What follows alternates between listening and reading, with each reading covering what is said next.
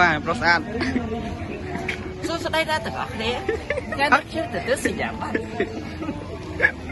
សួស្តីក៏ដូចជាជំរាបសួរដល់ពុកម៉ែបងប្អូនទាំងអស់គ្នាជួបជាមួយខ្ញុំបានម្ដងទៀតនៅក្នុងវីដេអូថ្មីហើយវីដេអូនេះផងដែរគឺជាវីដេអូដែលយើងបន្តពីភាគមុនគឺទៅលេងបរិយពេញហួតបងស្នោហ្នឹងឯងហើយវីដេអូនេះផងដែរគឺជាវីដេអូភាពបញ្ចប់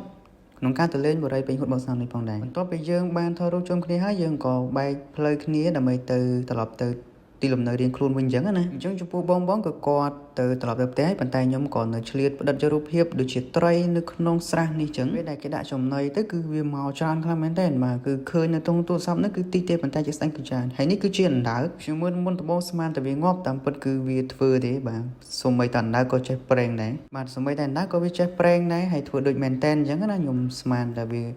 ងាប់ខ្ញុំខំតែជឿវាតែពិតវាសំដែងទេនេះយើងក៏ចាប់ដើមដើរទៅរកផ្លូវដើម្បីទៅរកម៉ូតូរបស់យើងវិញអញ្ចឹងណាហើយនេះក៏យើងបានដើរមកឆ្លងកាត់កន្លែងដូចនៅប្រទេសបារាំងអញ្ចឹងអ្នកនរគ្នាអាចបរិយទៅលេងបរិយពេញហ៊ុនមកស្នើអីអាចនឹងស្គាល់កន្លែងហ្នឹងអញ្ចឹងសូម្បីតែតាមផ្លូវនេះក៏មានទេសភាពស្អាតផងដែរហេតុដូចនៅមុខនេះតិចទៀតនឹងឃើញមានការរៀបចំថាដូចមានទឹកធ្លាក់ទឹកអីអញ្ចឹងណាចាំមើលប្រុសស្អាតយើងគាត់បង្ហាញទីកន្លែងដែល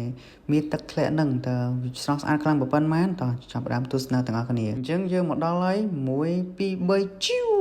សាឡបងលេងសិលលេងស្ទាយម្ដងមើលចង់ដឹងថាវាប្លែកអត់អញ្ចឹងណាអញ្ចឹងនេះគឺតកតមួយការរៀបចំធ្វើឲ្យមានទឹកធ្លាក់ទឹកអីអញ្ចឹងទៅក៏មានការតាក់ទាញផងដែរហើយនៅតាមផ្លូវនេះផងដែរហើយនេះគឺជាការតកតមួយម៉ាស៊ីនព្រីនថតដោយសារនៅពេលហ្នឹងគឺមានការថតរូបថតអីថតភ្លាមគឺបានភ្លាមតែម្ដងវីដេអូយើងគឺចប់ហើយអរគុណសម្រាប់ការទស្សនា